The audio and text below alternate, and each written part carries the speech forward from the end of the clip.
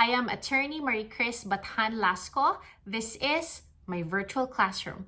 Welcome to my YouTube channel.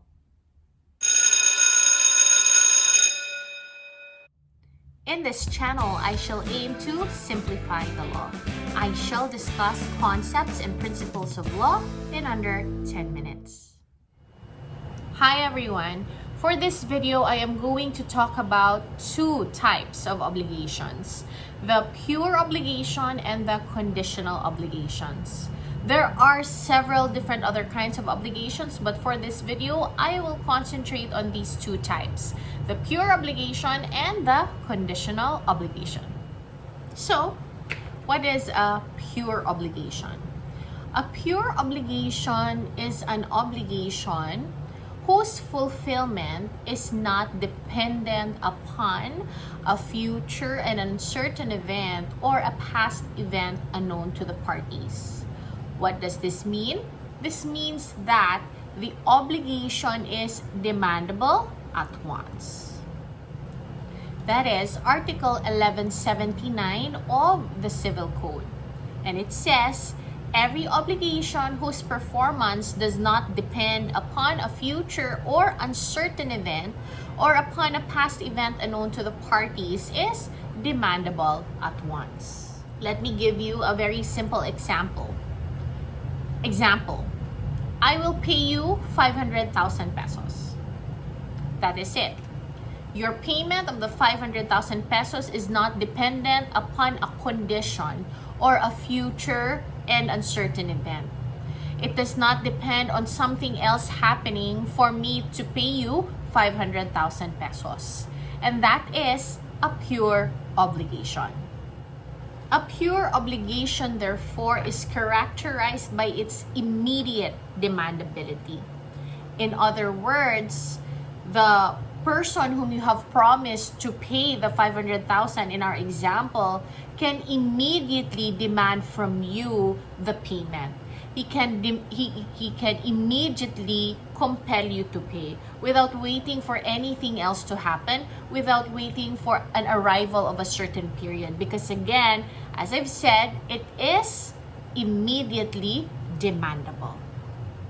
In conditional obligations, on the other hand, the effectivity of the obligation is dependent upon the happening or non-happening of a future and uncertain event. Remember that both must be present, that the event is a future event, and second is that the event is uncertain. How about if the obligation says, I will give you 5,000 pesos if your pet dog dies? Is that a condition? Is that a future and uncertain event? The answer is no. That is a future event, yes, but death is certain. So that cannot be considered as a condition, and my example is not considered a conditional obligation. Remember again that both the two characteristics of it being future and a certain event, for it to qualify as a condition, will make up a conditional obligation. What then would we call the obligation if it's a future and certain event, just like death? That is now called an obligation with a period and not a conditional obligation. Let us look into Article 1181. In Article 1181 of the Civil Code, it reads, in conditional obligations, the acquisition of rights as well as the extinguishment or loss of those already acquired shall depend upon the happening of the event which constitutes the condition. 1181 basically tells you that the acquisition of rights by virtue of the obligation or the extinguishment of the rights already acquired also by virtue of an obligation is dependent upon the happening of a future and uncertain event. What is this future and uncertain event? That is what we call the condition. Precisely why we call this obligation a conditional obligation. Just like any concept or principle of law, we can better understand them if we have examples to illustrate the concepts. Now let me give you two examples that would show us when happening of a condition will give rise to the obligation. As we said in Article 1181, is that your conditional obligation may give effect to acquisition of rights upon the happening of the event. And I'll also give you another example of a conditional obligation where the happening of the condition would lead to the extinguishment or loss of rights of those that are already acquired. Let's have the first example. I will give you 500,000 pesos if you pass the bar examinations.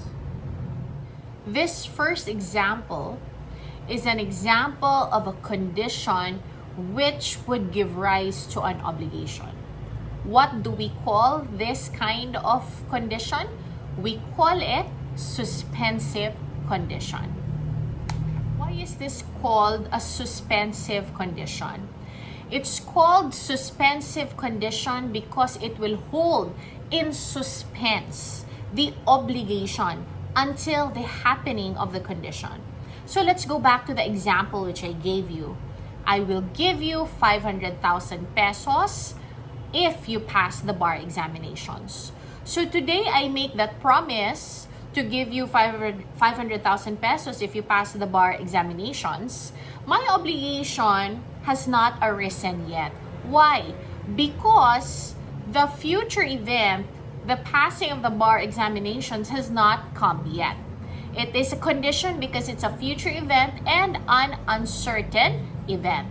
And it is a suspensive condition because it holds in suspense momentarily up until the happening of the condition my obligation to give 500,000 pesos. So that is an example of a condition which would give rise to an obligation. So that is a suspensive conditional obligation.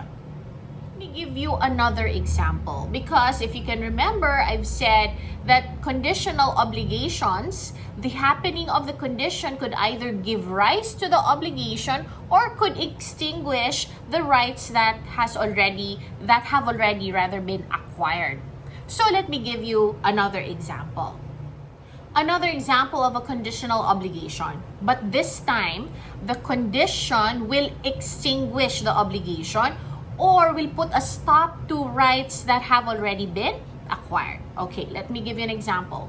I will give you a 20,000 peso monthly allowance until you pass the bar exams in 2022. Now let's look into that example. The condition still is passing the bar examinations in 2022, still a future and uncertain event.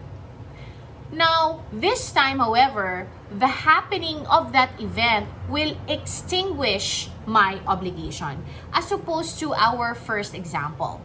Why do we say that in this second example, the happening of the future and uncertain event will extinguish the obligation? So let's go back to the example that I gave. I will give you a 20,000 peso monthly allowance until you pass the 2022 bar examinations. That means that my obligation is actually demandable at once. There is that obligation already to give you the 20,000 peso monthly allowance. And that the happening of that future and uncertain event, which is the passing of the 2022 bar examinations, will extinguish my obligation. This means then that the condition that you pass the bar exams in 2022, it is still a condition, it's still future and an uncertain event, but this now is a resolutory condition. A resolutory condition is one, the happening of which will extinguish the obligation. as opposed to a suspensive condition, the happening of which will give rise to the obligation. Again, in our first example, the example was, I will give you 500,000 pesos if you pass the 2022 bar examinations.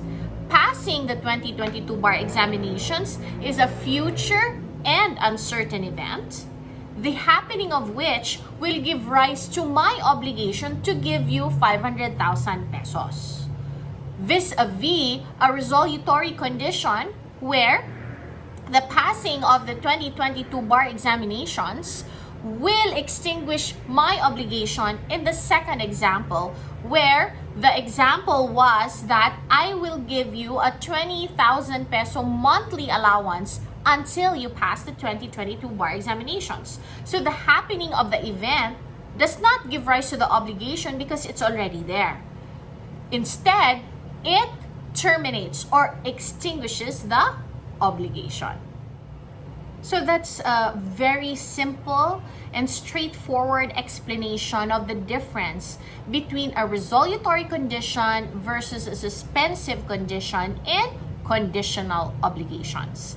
Again, the difference between your conditional versus pure obligations.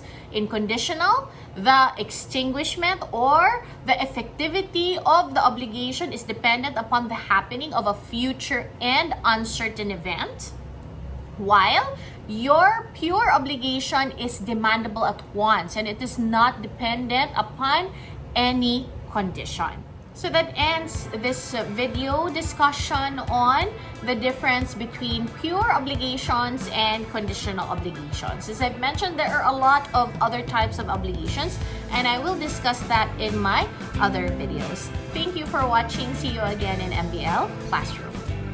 I hope you learned something from this video. If you have, please click like, subscribe, and that notification bell so that you will be notified of new video uploads. Thank you for watching. See you next time in MBL Classroom.